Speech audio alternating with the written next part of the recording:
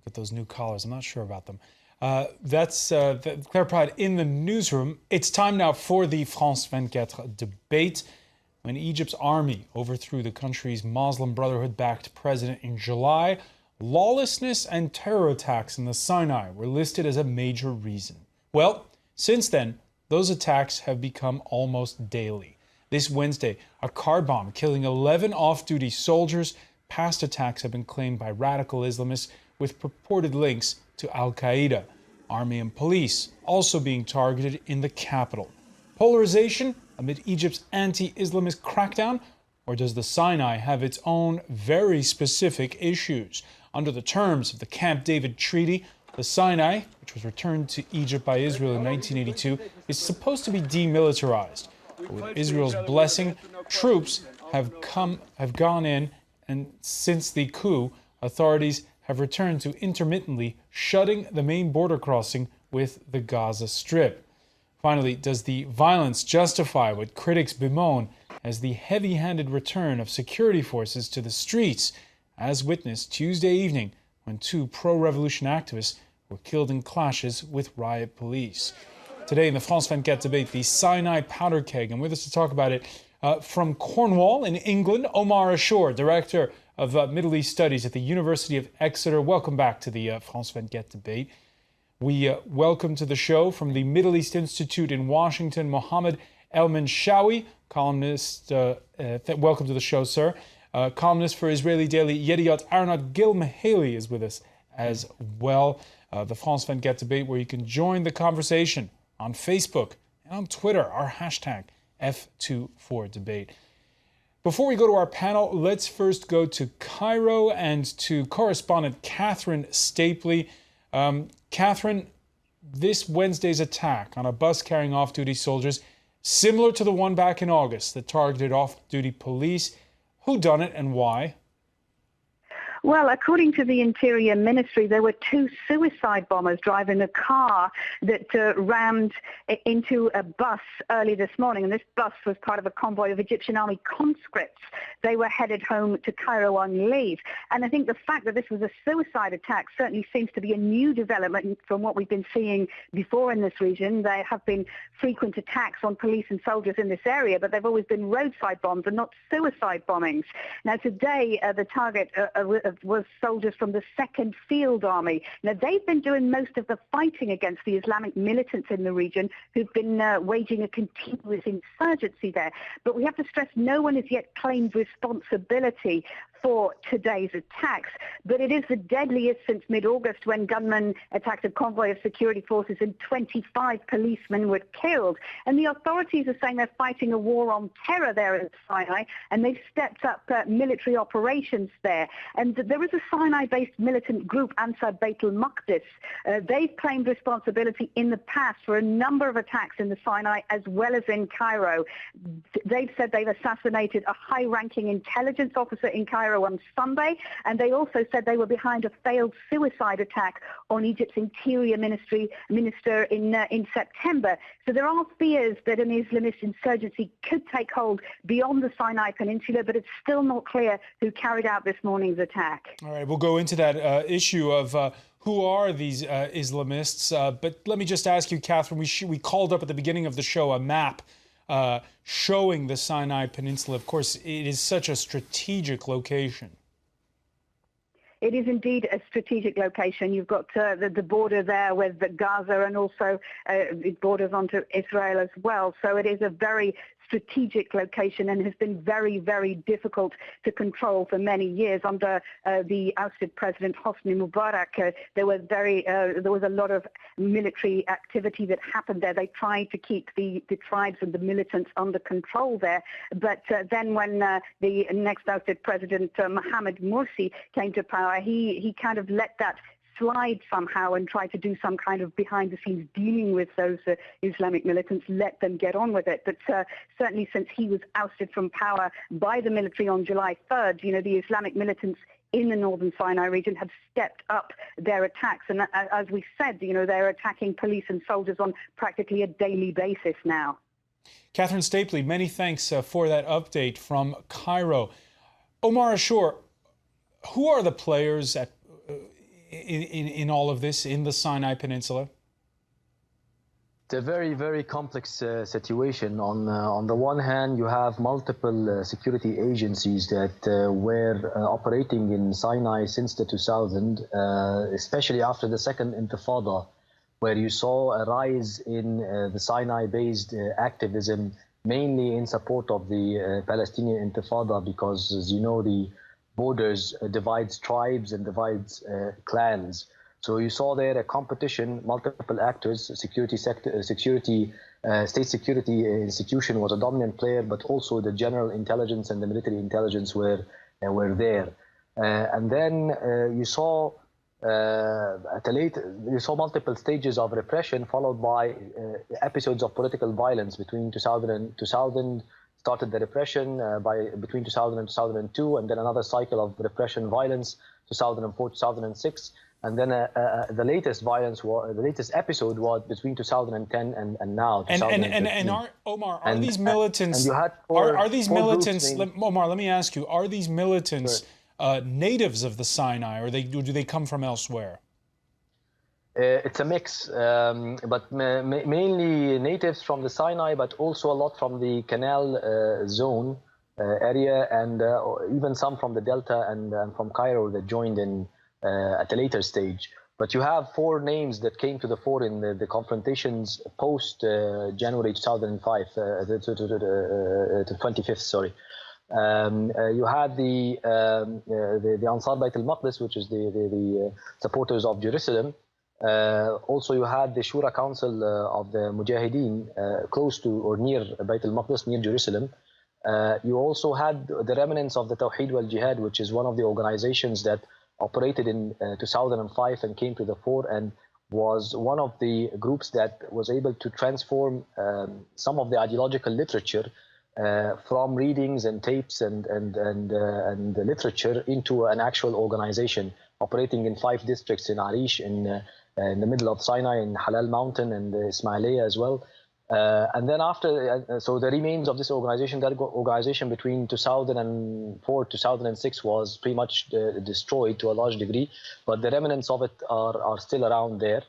And then you have the so-called, between quotations, the Salafi Jihadi current, which is more of an ideological current as opposed to an actual organization. But in the middle of this also, there are multiple other apolitical organizations that carry arms, mostly for smuggler activity, criminal activity, and so on. And sometimes the lines are very blurry, and the competition of the security services as well. You don't seem to have one clear actor operating in Sinai. So it's a very complex situation. Mohamed, ELMENSHAWY, let me ask you the question. Why do you think we're having this escalation that we've witnessed, where attacks in the Sinai, of course not as spectacular as the one we saw this Wednesday, but attacks are now almost on a daily basis? Actually, there is no single reason to understand what's going on in Sinai, but several reasons. Among them, Northern Sinai gave President Mohamed Morsi 63% of the vote in the second round of Egypt free presidential election last year. He got 52% all over Egypt, but he gets 63% in Northern Sinai, and he has a big follower and loyalists there. That's one. Second, the extremist militant, which I completely agree with our first speaker, we don't know exactly who are they. They believe the ousting Islamic president is a threat to them, existential threat. It means for them returning of heavy-handed repression by the military and the police, which it was lessened in last year or two. And the return of repression for them is not acceptable anymore after revolution, after the collapse of the police, during revolution days against Mubarak. And the return of the state police to Sinai is not acceptable anymore by their standards. And I believe we can't ignore the fact that some tribes in northern Sinai are very much connected to Palestine and to Hamas, and they don't recognize the international borders.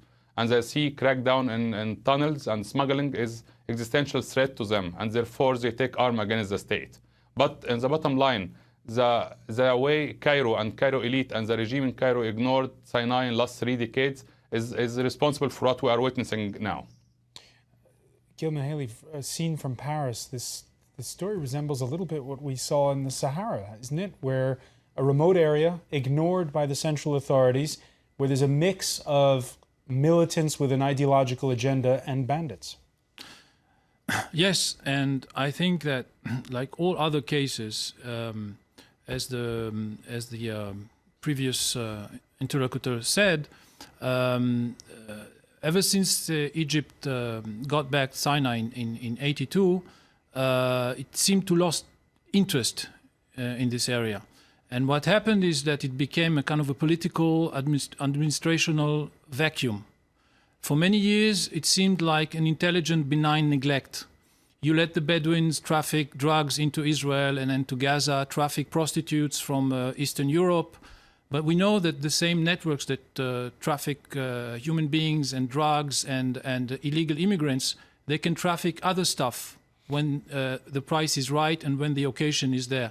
So as the Egyptian state became weaker, and especially after the revolution of February 2011, what was a kind of a weakness became chaos, and what we see today is the result of many decades of political errors and misjudgments.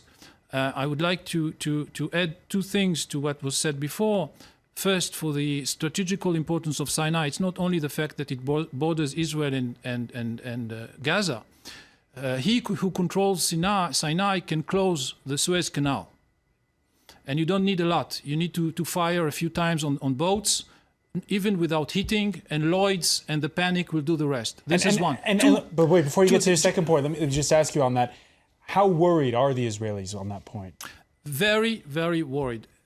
Because for Israel, the most important thing is to be surrounded with states, which means with people that you know the number, you can call them, and even if they hate you, they control the territory, and you can talk to them, and they understand business. I mean, they understand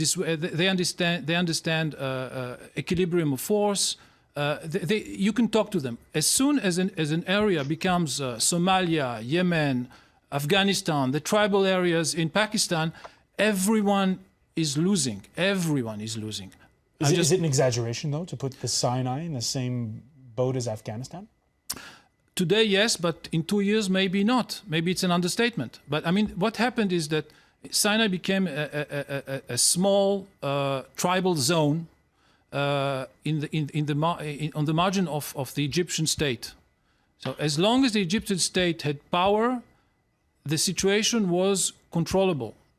There was corruption, there was trafficking, but violence was under control. As soon as the central state was weakened, it went out of control. And I want to add the second strategic point, that the people of Sinai already decided that Egypt will not sell oil to Jordan and to Israel through Sinai.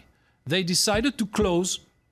I mean, when we talk about strategic importance, the Bedouins shut down the export of oil from Egypt to Israel and Jordan. It wasn't the decision of the Egyptian government, and 3 years later, the Egyptian government cannot do anything about it. Omar, ASHOUR, do you agree that Sinai is an Afghanistan in the making?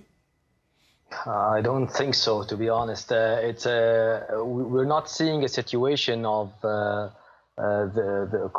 border groups that are armed and that are state supported in one way or another by an intelligence agency. We're not seeing the Hezbollah scenario on the south of Lebanon or the Lashkar-Taiba scenario on the borders of Kashmir, India, supported, at some point supported by the Pakistani government. We're not seeing, the Pankisi Gorge, in the north of Georgia, where Chechen fighters on this border region launching their attacks into Russia, and so on. We're not seeing that scenario. We're seeing mainly a peninsula that has its major developmental issues, political issues, and it's correct that since the return of Sinai, there was no policy towards it except crackdowns. It was a security problem for Cairo more than anything else. And most of the policies that were directed towards Sinai were security policies. There was no long-term investment in the region. There was no attempt to and limit its marginalization and to enforce institutionalization there, whether in the form of local councils or in the form of some serious investments, especially in the north. And there was no sensitivity towards the tribal factor and the clan factor there. And most of the crackdowns that happened, you saw the reactions to them a few months later or a few years later, and they're lasting. In 2011, when the revolution happened, you had many of the Sinai activists, even tribal leaders, most of them asking for compensations, asking to hold the ones that arrested their members of their families, members of the clan, members of the tribe for years to be held accountable, asking for more investments in the region, more employment in the region, more or less the long-term policies that should have been there since the 80s, but they were never there. They were never implemented. The neglect continuing. I just want to say that we have on Facebook a comment from Ibrahim. A lot of people, it seems, believe that what's happening in Sinai has, as you've described eloquently, Omar ASHOUR, the issues specific to an area that's been under the radar for many decades on the part of authorities in Cairo, but a lot of people think it's about what's happening in the capital. Ibrahim on Facebook says, I think the attacks will stop if the Egyptian army reinstates the first ever democratically elected president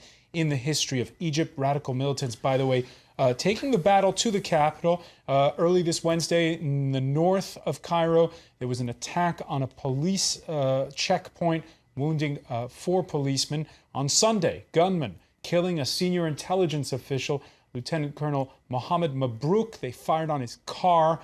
Ansar Beit al-Makdis, that radical group that Omar ASHOUR was mentioning, claiming it was retaliation for the arrests of women protesting the military takeover. Mabrouk's colleagues striking a bitter pose at his funeral.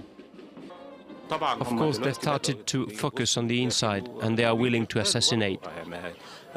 There will be a series of assassinations in the future. He is survived by his 2 girls and 1 boy, all in primary school. They've started to focus on the inside. Mohamed ELMENSHAWY, who's they? I don't know. Violence is not new to Egypt, but Egypt state never were able to solve the issue of violence the way we are witnessing now. It's become a daily routine to have attack inside Egypt, inside Cairo, or in Sinai, or a remote area by Suez area, or in southern Egypt. It's a routine that we not used to deal with, and I believe it's kind of revenge of the military move to interfere again in politics. It sent a bad message to all political forces. A lot of people agreed to denounce violence, to join the political process. And here again, we see the military abort the whole democratic experience of Egypt. And it's unknown. It's made the future of Egypt to be dark and unknown. There is no way out. As violence will not solve any problem. Assassination of police officer will not solve any problem. Trying to eradicate Islamist and Muslim Brotherhood, to that matter, will not solve any problem. When we come back, we're going to look at that spiral of violence, both in Sinai and in Cairo. Stay with us. You're watching the France 24 debate.